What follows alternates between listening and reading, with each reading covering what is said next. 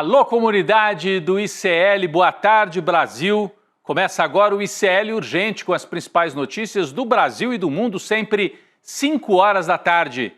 A gente traz informação e análise a quente, sempre com a atualização de notícias lá da redação do ICL, com a Laura Couto. Boa tarde, Laura. Boa tarde, Rodrigo. Boa tarde para todo mundo que está nos assistindo nessa quinta-feira. A semana está acabando. Quinta-feira, 26 de junho de 2025. Boa tarde para você que mora neste país em que o Centrão, a direitona, né? Chamando pelo nome correto, adiantou em 1 ano o início da campanha eleitoral, tentando inviabilizar o governo Lula.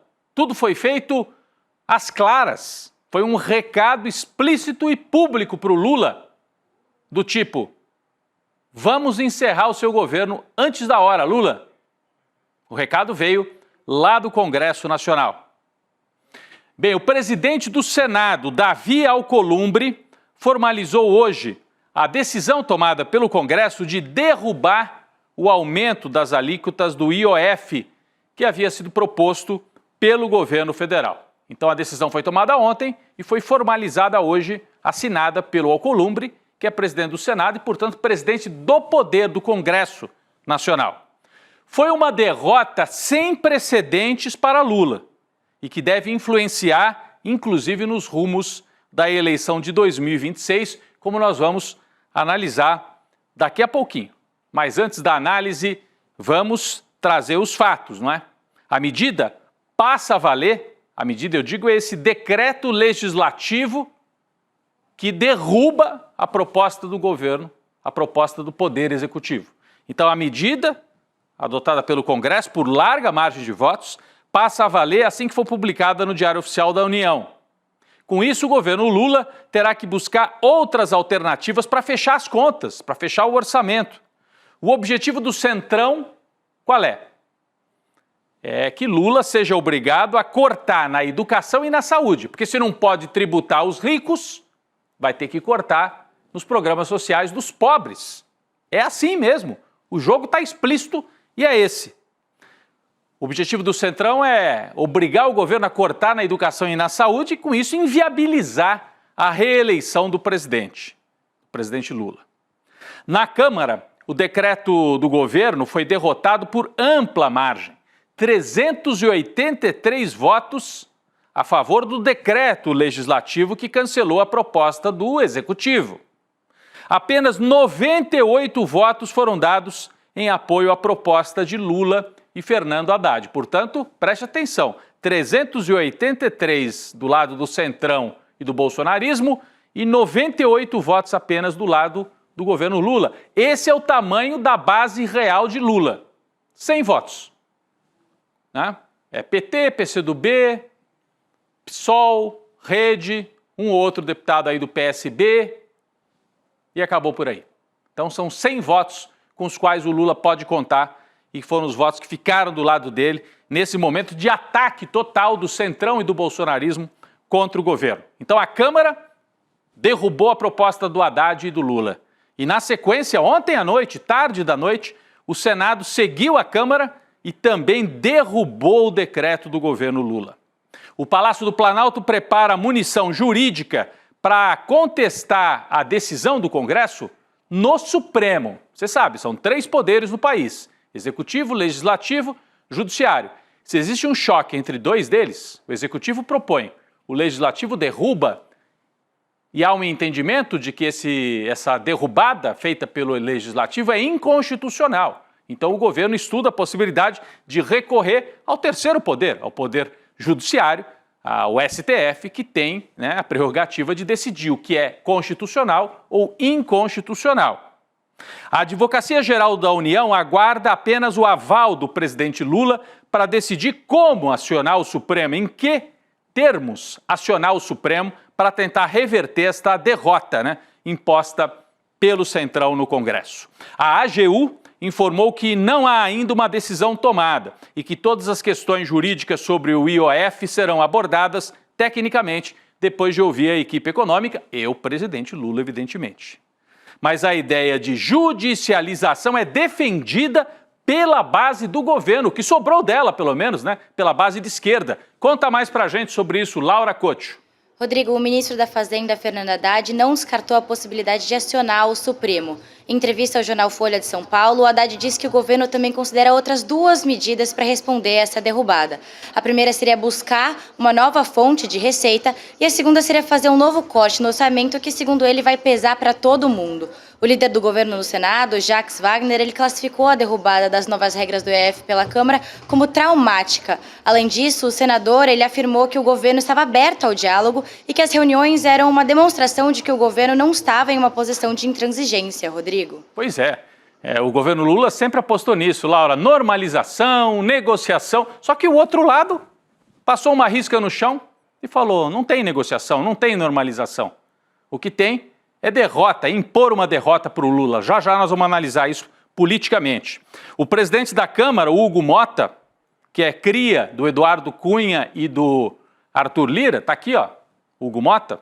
O Hugo Motta disse hoje que a derrubada do decreto aconteceu por meio de uma construção suprapartidária e com maioria expressiva. Bom, ele não precisava dizer isso. Foi uma maioria expressiva de votos da direita e da extrema-direita, bancados em boa parte pelo apoio do mercado financeiro e daqueles que não querem pagar imposto no Brasil. É isso. Mas o Hugo Motta se pronunciou. Bom, no mesmo dia em que a Câmara e o Senado, em nome do discurso de não podemos cobrar imposto, não podemos penalizar aí as pessoas que aplicam o seu dinheiro, não podemos cobrar mais imposto no IOF, olha aí. No mesmo dia, o Senado aprova isso aqui. Por 41 votos a 33, o Senado aprovou o projeto de lei complementar que amplia o número de deputados no Brasil. Vai subir o número de deputados federais a partir das eleições de 2026. São 18 cadeiras a mais. Sai de 513 para 531, como está aqui na manchete, no nosso site CL Notícias. Laura Couto, o que é que muda agora com esse aumento do número de deputados? Rodrigo, a Câmara dos Deputados calcula que a criação dessas 18 novas vagas pode gerar um impacto de 65 milhões de reais por ano aos cofres públicos, incluindo salários, benefícios e estruturas para os novos parlamentares. Isso significa que ao longo do tempo do mandato do parlamentar de 4 anos, o aumento de vagas pode chegar a custar 200 milhões de reais aos cofres públicos. Vamos conferir agora na arte que a gente fez quais estados vão ganhar mais cadeiras. Então, o Amazonas vai partir de 8 para 10, então mais 2 cadeiras. O Ceará de 22 para 23, mais 1 cadeira. Goiás de 17 para 18, mais 1 cadeira. Minas Gerais, 53 para 54, mais 1 cadeira. Mato Grosso, de 8 para 10, 2 cadeiras. Pará, de 17 para 21, mais 4 cadeiras. Paraná, de 30 para 31, mais 1 cadeira. Rio Grande do Norte, de 8 para 10, mais 2 cadeiras. E, por fim, Santa Catarina, de 16 para 20, mais 4 cadeiras. Rodrigo, a medida ainda precisa ser sancionada até o dia 30 de junho e, caso aprovada, ela vai valer a partir da eleição do ano que vem, como você falou. É isso. Então, o Senado e a Câmara castigam o brasileiro porque protegem os mais ricos e impedem que os mais ricos paguem imposto, paguem mais IOF, e querem que o governo corte de programas sociais de saúde e educação e, ao mesmo tempo, fazem o aumento do número de deputados. O presidente Lula planeja fazer um pronunciamento em cadeia nacional de rádio e TV em julho para anunciar que o governo começará a ressarcir os aposentados vítimas da fraude no INSS. O pronunciamento de Lula deve ir ao ar na semana do dia 24 de julho. Então é no final de julho, mas já está anunciado aí, né? 24 de julho é a data prevista para que o governo inicie os pagamentos para quem sofreu aí cobranças indevidas. Não é isso, Laura? Rodrigo, o pronunciamento do Lula vai servir para reforçar o discurso de que o governo petista atuou para combater o esquema das fraudes do INSS e que também foi responsável por ressarcir os aposentados. Vale lembrar que o objetivo do Palácio do Planalto é iniciar os pagamentos antes da instalação da CPMI do INSS, que está prevista para acontecer em agosto. A avaliação dos integrantes do governo é que o impacto político da CPMI para a imagem do governo vai ser menor caso o ressarcimento já tenha acontecido, já tenha começado. É isso. Então, pronunciamento em julho para tratar desse caso que, sim, atrapalhou, fez cair a popularidade do governo Lula. E com a popularidade em baixa, justamente por conta da fraude no INSS, Lula enfrentou esta semana, como a gente viu aqui na abertura, o momento mais delicado do seu mandato até aqui. Eu queria agora fazer uma análise, pedir para vocês aqui acompanharem o raciocínio. Não foi uma votação qualquer, esta votação de ontem, feita às pressas pelo Hugo Motta na Câmara e depois pelo Davi Alcolumbre no Senado. É um marco, é um divisor nesse governo. Nós temos que ter a dimensão do que aconteceu. O Centrão mandou um recado claro para o governo de que o jogo de conciliação acabou. O Centrão colocou um pé e meio fora do governo. E os partidos têm vários ministérios. Então não foi assim um recado, Lula, se pagar umas emendas parlamentares a mais, a gente negocia. Não. Foi um jogo muito sério. A base parlamentar de Lula na Câmara ficou restrita a menos de 100 votos, que são os votos da esquerda. O Centrão agiu nesse caso aliado com a Faria Lima, com o agronegócio, com a mídia tradicional e derrotou o Lula como parte de uma operação maior, a Operação Tarcísio de Freitas, que está em pleno andamento na mídia, nas rodas empresariais e agora explicitamente no Congresso Nacional. Bolsonaro já é carta fora do baralho para 2026. Agora, o que a direita tradicional, aliada aos empresários da Faria Lima e do agro e da mídia, querem é tirar o Lula também do jogo de 2026. Tirar as duas grandes lideranças para permitir que surja um nome novo, pós-polarização, pós-disputa Bolsonaro-Lula. Como eu disse, o Bolsonaro já está fora. Então agora eles tentam inviabilizar o Lula. O recado para o Lula foi muito sério.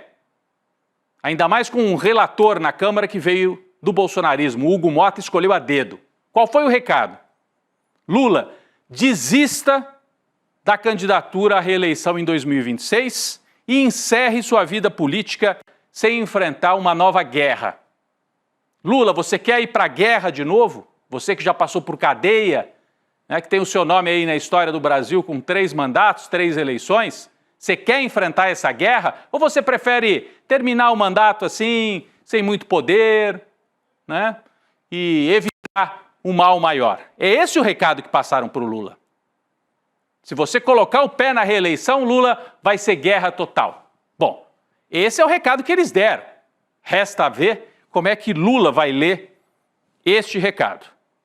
Mas o objetivo do Centrão é que o caminho fique livre para a candidatura de Tarcísio de Freitas, que unificaria esta base que vai da extrema-direita, dos votos bolsonaristas, conservadores, ultraconservadores, até mercado financeiro, empresariado, agronegócio e a velha mídia neoliberal. Qual o objetivo deles? Fazer um novo governo Temer. O programa dessa candidatura, Tarcísio, é o Temer 2. Privatizar tudo, vender o que sobrou. Privatizar Petrobras, Banco do Brasil, Caixa Econômica. Privatização total, tirar direitos sociais, tirar o que sobrou de direitos trabalhistas e fazer uma nova reforma da Previdência para que ninguém se aposente mais no Brasil. Esse é o programa que vem aí com esta Operação Tarcísio. Um Temer 2, só que agora com voto popular. Para isso eles precisam tirar do jogo Bolsonaro de um lado e Lula de outro. É essa a operação que está em andamento e a votação, a derrota do governo no Congresso faz parte dessa operação, né? Para isso dar certo, o Lula precisa ser inviabilizado. Agora, a pergunta é, Lula vai aceitar essa chantagem? Vai topar? Melhor eu desistir da reeleição? Ou o Lula vai adotar uma outra tática que eu ouço aí de muita gente na esquerda? Tem que ir para o confronto total. Se a gente conhece bem o Lula, se eu conheço bem o Lula e cubro aí politicamente as eleições do Lula há muitos anos, desde 89, ele não vai nem para um lado nem para o outro. Não vai aceitar a chantagem, mas não vai partir para o confronto como querem alguns setores de esquerda, porque esse não é o figurino do Lula. Ele não opera no confronto aberto. O Lula vai tentar ainda negociar, atrair setores que for possível atrair, nacos que sobrarem do Centrão, e vai para 2026 com esses 100 votos da esquerda e talvez um pedacinho do MDB, um pedacinho do PSD do Nordeste, Eduardo Paes no Rio de Janeiro, e vai assim. Pode dar certo e pode ganhar? Pode. A Dilma ganhou em 2014 assim, com oposição total, com um clima de perseguição total. Ganhou, por uma pequena margem do Aécio, mas não conseguiu governar. Então, é isso que está em jogo hoje no Brasil. Uma tentativa de dizer para o Lula, você vai seguir com isso, Lula? Se seguir, vai ser guerra, você pode até ganhar, mas não vai conseguir governar. Se você chegar a ter um Lula 4, esse Lula 4 vai ser um governo infernal, inviabilizado pelas operações da direita e da extrema-direita no Congresso. Então a gente tem que entender que o momento é esse. O que está em jogo é isso. E com a queda de popularidade provocada por várias crises e pela dificuldade do governo operacionalmente. O que atrapalha ainda essa operação Tarcísio, por incrível que pareça, é o Bolsonaro. Porque o Bolsonaro olha para esse cenário e fala, ó, querem o Lula fraco e o Lula está um pouco mais fraco? Tá bom. Então, para que Tarcísio? Eu ponho um candidato da família. Eu ponho o Eduardo, eu ponho a Michele e deixo o Tarcísio lá em São Paulo. Esse é o jogo, esse é o tabuleiro que ficou mais complexo e mais difícil ainda para o Lula depois desta derrota sem precedentes.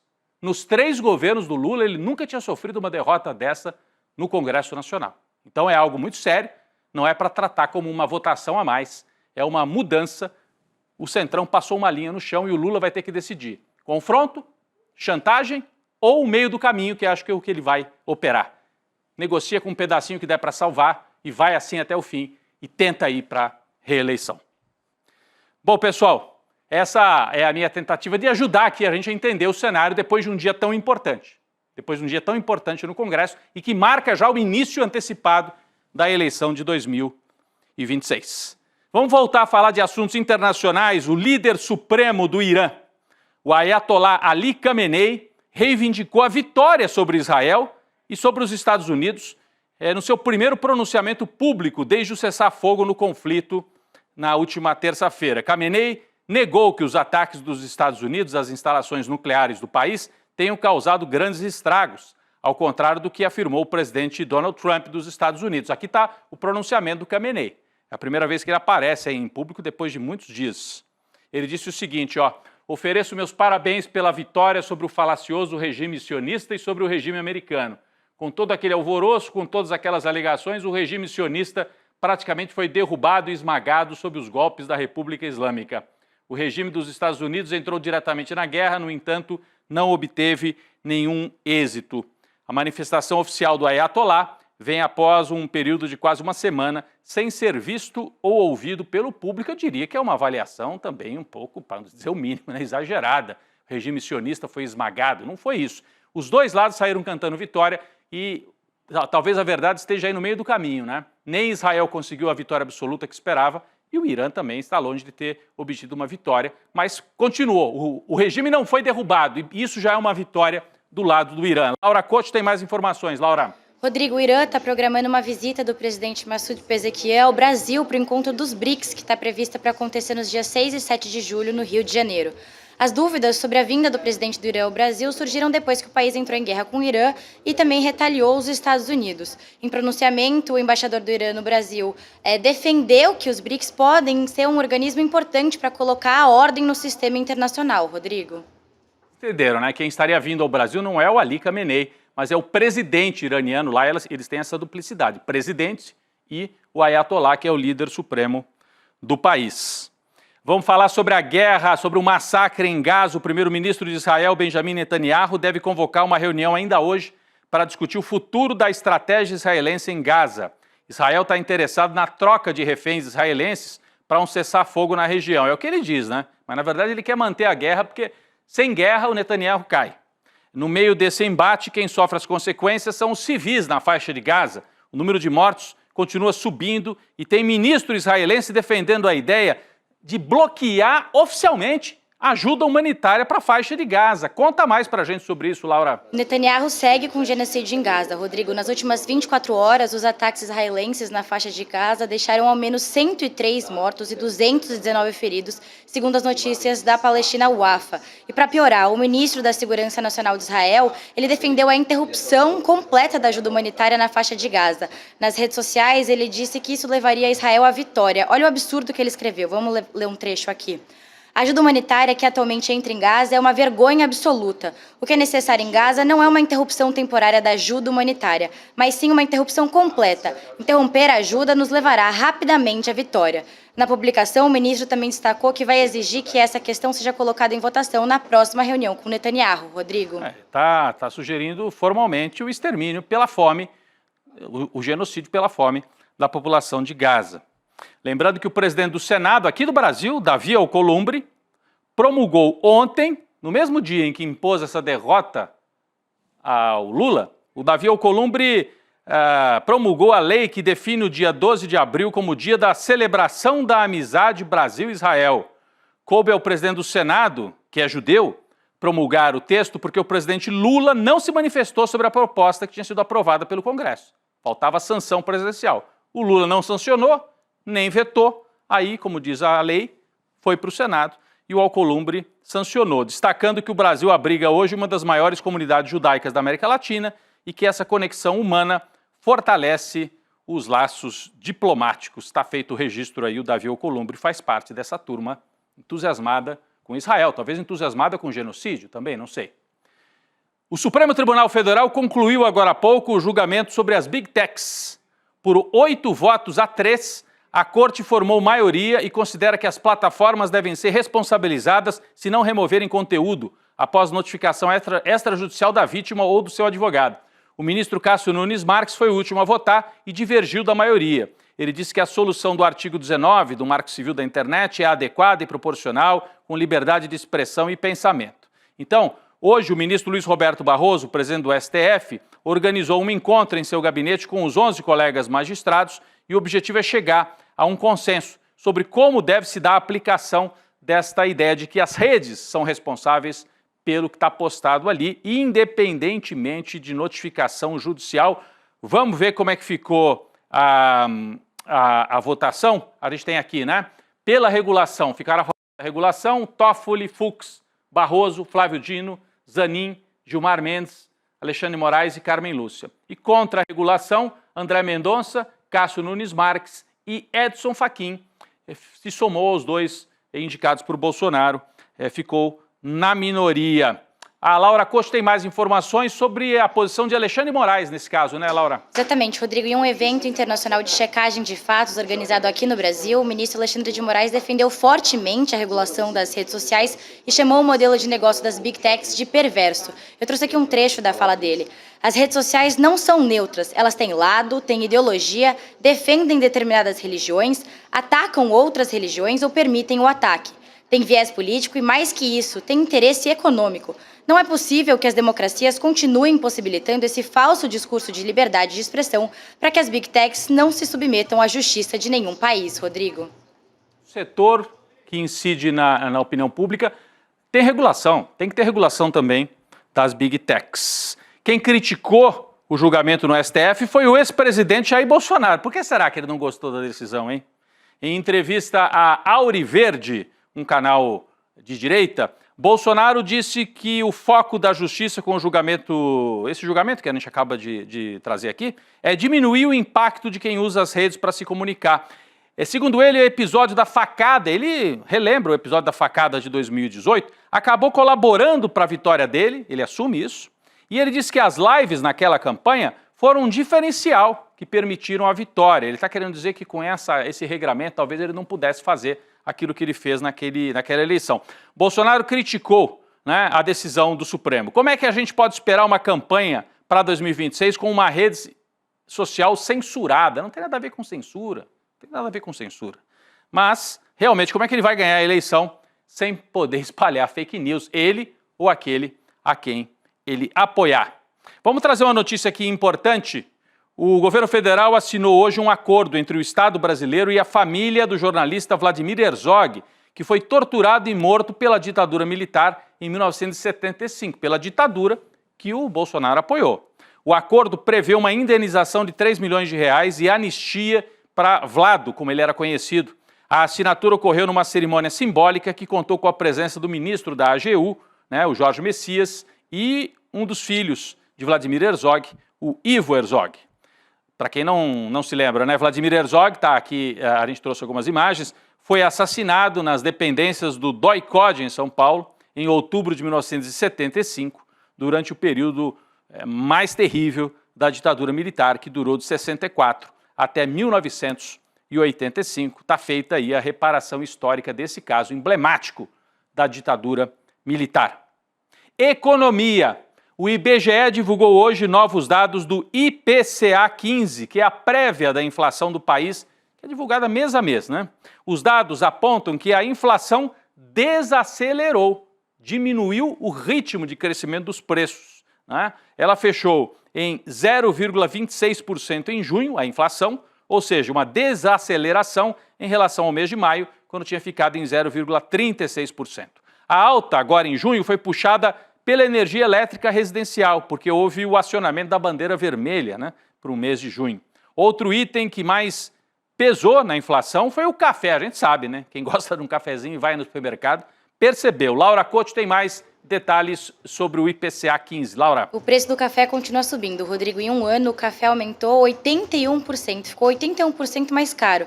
Por outro lado, alguns itens do grupo de alimentação registraram sua primeira queda depois de 9 meses seguidos de alta. Eu trouxe aqui alguns destaques. O tomate caiu 7%, o ovo de galinha também caiu 7%, o arroz 3,5% e as frutas 2,5%, Rodrigo. Então, café continua subindo, absurdo, mas tomate, ovo, arroz e frutas reduziram de preço nesse mês, então é uma boa notícia para a gente.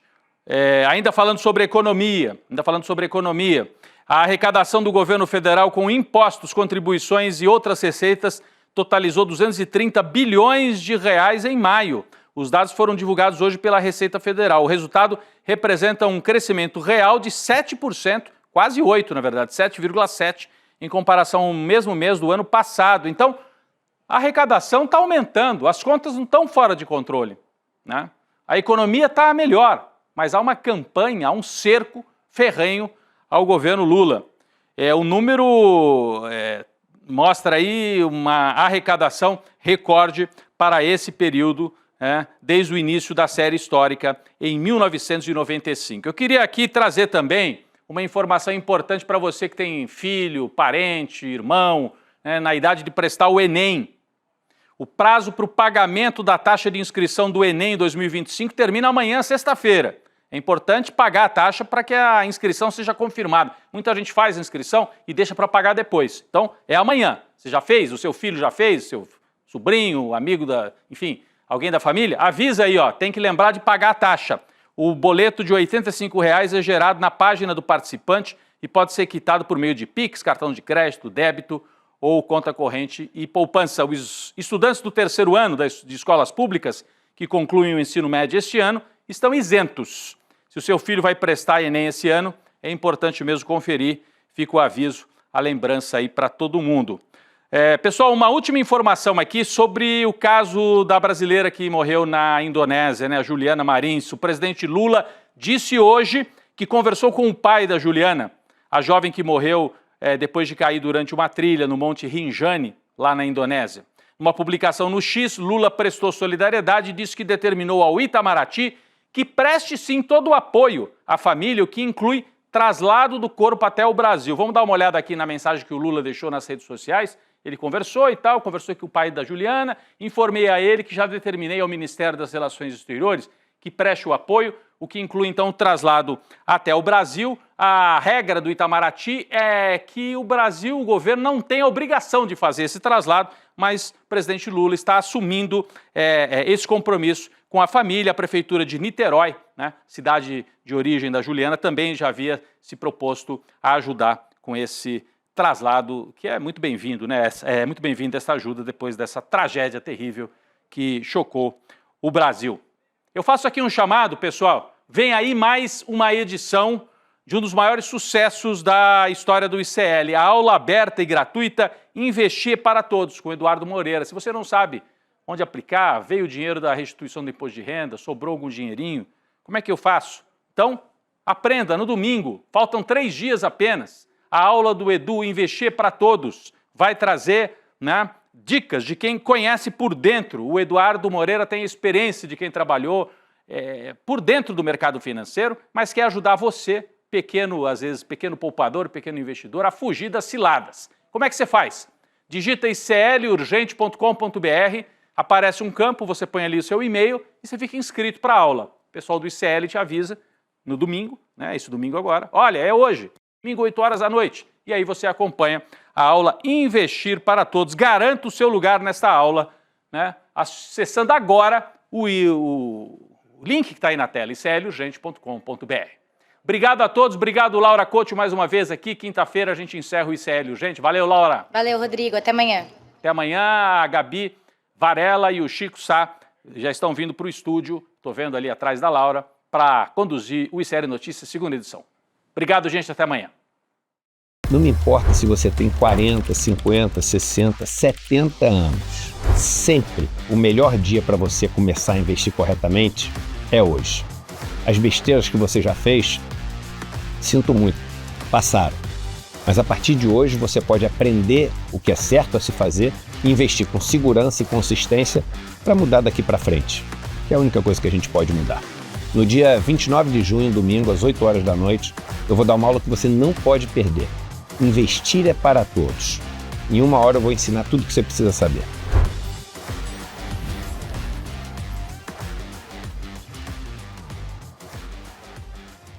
Você tem um canal, rádio ou TV? Chegou a hora de levar ao seu público o jornalismo que faz história. Democracia! No ICL, você tem acesso exclusivo a Chico Pinheiro. Esses caras fardados sempre estiveram tumultuando a vida democrática neste país. Leandro Demore. Que foi tudo tomado pela água, ó. Heloísa Vilela. Que a mesquita é aqui dentro do campo de refugiados. Juliana Dalpiva em campo. O conjunto probatório é muito forte. Apurando tudo de perto, feito por quem entende. São histórias que mudaram o Brasil e você pode levá-las ao seu público. Seja nosso parceiro. Use nossa programação gratuitamente e fortaleça seu conteúdo com credibilidade. Acesse icl.com.br/parceria. Juntos, levamos a verdade mais longe.